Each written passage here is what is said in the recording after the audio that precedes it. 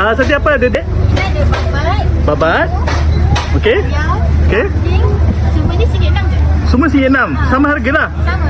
Okey. Kita ada nasi impit juga. Okey. Nasi impit ni RM1 harga. Okey. Supaya campur. Okey, macam tu buat kat abang satu set, campur-campur Boleh? Saya nak rasa semua, boleh? Boleh. Wah, ni sate ni daripada mana ni, Dek? Daripada Johor. Daripada Johor. Oh, nama kedai apa? Nama kedai ni Asma Sate. Asma Sate. Oh, ni legend ni.